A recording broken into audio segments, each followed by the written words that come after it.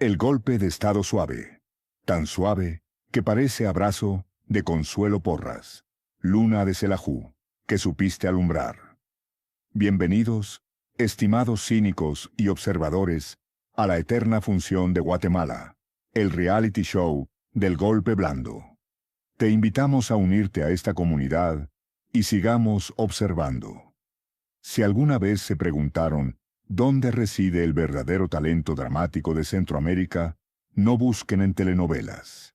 Miren a la tierra del Quetzal. Aquí, el presidente es un sociólogo filósofo de barba triangular, y su archienemiga es una fiscal que desafía la gravedad judicial con la inamovilidad de una estatua de mármol. Es un guión tan absurdo que solo podría ser la vida real. Amigos que han sobrevivido la historia reciente, sabemos que en Guatemala la democracia es una disciplina olímpica, resistencia, obstáculo y salto de fe. El pacto de corruptos, nuestra propia mafia local, con credenciales académicas y judiciales, ha demostrado una vez más que el voto ciudadano es solo una encuesta de opinión de alto riesgo. El país tiene más leyes anticorrupción que carreteras en buen estado. Nuestro presidente promete una primavera democrática, mientras el pacto le arroja granadas de antejuicio. Es la lucha entre el idealismo puro y la corrupción químicamente pura. El éxito del presidente Arévalo no se medirá en nuevas leyes, sino en si logra desalojar a los ocupantes ilegales, los corruptos, de las instituciones públicas, sin ser él mismo desalojado. En mis noches de pena, por una morena de dulce mirar. Esa morena de dulce mirar, bien podría ser la justicia, a la que vemos de lejos, a través de la neblina del cinismo. El país rebosa en potencial, turismo, tierra, cultura. Pero el pacto ha instalado un gigantesco tapón de impunidad que impide que esa riqueza fluya hacia el pueblo. La tristeza no viene del amor perdido, sino de los impuestos robados. Te invitamos a unirte a esta comunidad y sigamos observando. Pónganse la lupa, afinen la vista y prepárense para el acto final, porque en Guatemala el show siempre está a punto de desmoronarse. Solo la vigilancia cívica y la crítica constante pueden evitar que este reality termine, una vez más, con un golpe de estado técnico y la risa de los mismos villanos de siempre. Guatemala no es un país, son dos. Está la Guatemala de la esperanza, la de Arévalo, del 61% de votos, del café de exportación y los bellos lagos, y la Guatemala del pacto de corruptos, la de la fiscalía atrincherada, la infraestructura de juguete y la pobreza endémica. El drama actual no es por quién gobierna, sino por quién es el dueño del país. Y seamos honestos, el pacto de corruptos, la alianza de políticos, empresarios y operadores de justicia, ha sido un administrador más eficiente que cualquier presidente. Logró cooptar las instituciones con una eficacia que harían sonrojar a cualquier mafia profesional. El presidente Arévalo es un sociólogo filósofo de barba triangular. Su estrategia es el rescate institucional. Es como si Indiana Jones intentara recuperar el Santo Grial usando solo diapositivas de PowerPoint sobre ética pública. El pacto, que solo entiende de sobreprecios y sobornos, está confundido, pero lo ataca por si acaso. El pacto de corruptos no es un partido político, es una franquicia de negocios muy exitosa. Es una alianza informal, pero muy bien coordinada, que opera en las sombras y se revela en los momentos más inapropiados, como cuando un presidente, que ganó la elección con una plataforma anticorrupción, intenta gobernar. Comisión Internacional contra la Impunidad en Guatemala, CICIG, en colaboración con el Ministerio Público, MP, de la época, desmanteló redes que probaron la cooptación del Estado. Estos casos no solo mostraron a funcionarios, sino también a la implicación de grandes figuras empresariales y políticas. ¿Qué reveló? Este caso fue el detonante de la crisis de 2015 y la prueba definitiva de la corrupción sistémica. Se trataba de una red de defraudación aduanera que operaba dentro de la Superintendencia de Administración Tributaria, SAT. La red facilitaba el ingreso de mercancías al país con impuestos reducidos o nulos, a cambio de sobornos. Se utilizaban líneas telefónicas encriptadas, de ahí el nombre, para coordinar las operaciones ilícitas. La investigación condujo al arresto y posteriormente a la renuncia del entonces presidente Otto Pérez Molina y de la vicepresidenta Roxana Baldetti. Fue la primera vez que un presidente guatemalteco en funciones era forzado a renunciar y encarcelado por corrupción. ¿Qué reveló?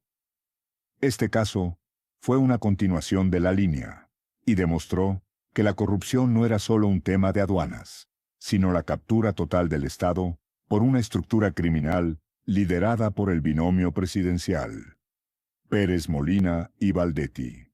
La red utilizaba el poder ejecutivo para distribuir sobornos a cambio de contratos de infraestructura, manejar dinero de origen ilícito en cuentas offshore, utilizar recursos estatales para beneficio personal. Este caso confirmó que las estructuras criminales operaban desde la cúpula del poder, utilizando las instituciones públicas como un botín.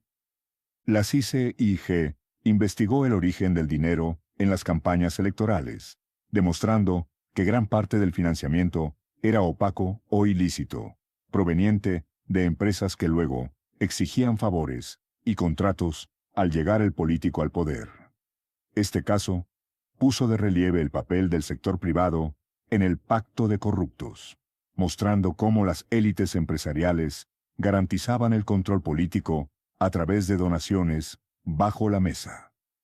El caso afectó a varios partidos y campañas, incluyendo la del expresidente Jimmy Morales y la excandidata Sandra Torres. Se enfocó en la forma en que los altos funcionarios recibían sobornos de empresas constructoras para la adjudicación de proyectos de infraestructura, a menudo resultando en obras de mala calidad o inconclusas. El soborno garantizaba que la constructora obtuviera el contrato sin competencia real y con sobrevaloraciones que terminaban pagando los ciudadanos. El conjunto de estas y otras investigaciones de la CICIG tuvo dos efectos principales en relación con el pacto de corruptos. Hizo visible y documentó con pruebas cómo el Estado guatemalteco había sido cooptado por una red político-económica ilícita, el pacto de corruptos. La persecución judicial y el encarcelamiento de las élites provocaron una reacción del pacto, que se movilizó para expulsar a la CICIG en 2018 bajo el gobierno de Jimmy Morales, y posteriormente para perseguir a los fiscales, jueces y periodistas que continuaron la lucha contra la corrupción. Esta reacción del pacto de corruptos es precisamente la que hoy se manifiesta en la persecución judicial contra el presidente Bernardo Arévalo y el movimiento Semilla. La fiscal general Consuelo Porras no es solo una funcionaria, es el símbolo de la impunidad. Sancionada internacionalmente, es como la invitada que nadie quiere en la fiesta, pero que tiene el control de la música y no se irá hasta 2026. La inamovilidad de Porras demuestra que la justicia en Guatemala está capturada. La ley permite que el presidente la remueva, pero el establishment se ha asegurado de que las vías legales para hacerlo estén plagadas de minas judiciales. La fiscal es el equivalente a la jefa de recursos humanos del pacto.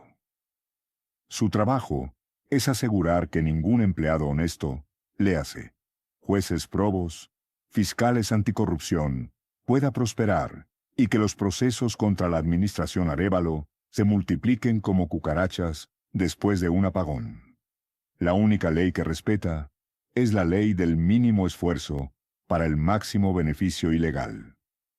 El intento de golpe de Estado contra Arévalo es una innovación guatemalteca, el golpe de Estado técnico. En lugar de tanques, utilizan órdenes judiciales dudosas y peticiones de antejuicio. Su objetivo es desgastar, deslegitimar y paralizar. Arévalo se enfrenta a un desafío legal por cada día que promete un cambio social. La oposición está tan desesperada que parece estar compitiendo en un reality show llamado Quiero destituir a mi presidente. Cada acción judicial fallida es un intento ridículo, como lo describió Samuel Pérez. La nación observa, con el corazón en la mano y el cinismo a flor de piel, cómo la Fiscalía gasta más energía en anular el voto de la gente que en perseguir a las maras o a los verdaderos ladrones de cuello blanco. Guatemala es rica en todo, menos en justicia social. La corrupción no es un error, es un diseño.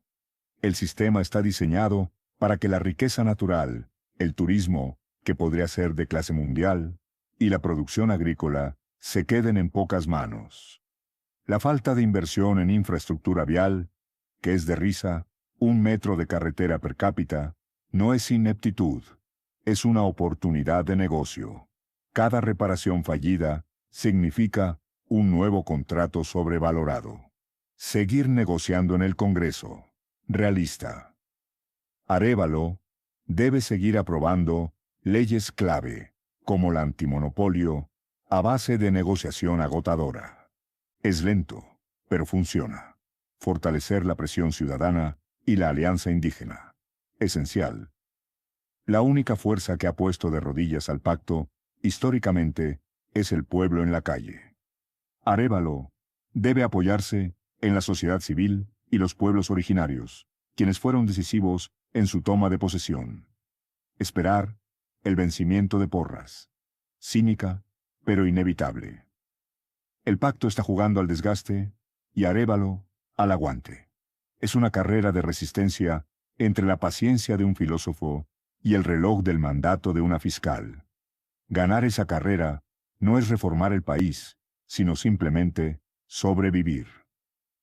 La gran lección de Guatemala es que la democracia es solo una fase de transición entre un golpe y el siguiente, hasta que se logre el rescate institucional que Arévalo profesa.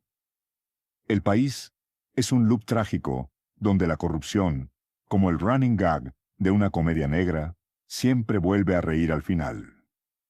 El telón de la crisis de Guatemala nunca cae por completo. El desafío del presidente Arévalo ya no es qué va a reformar, sino si podrá llegar al final del acto sin que el escenario se caiga. Paciencia estratégica versus presión constante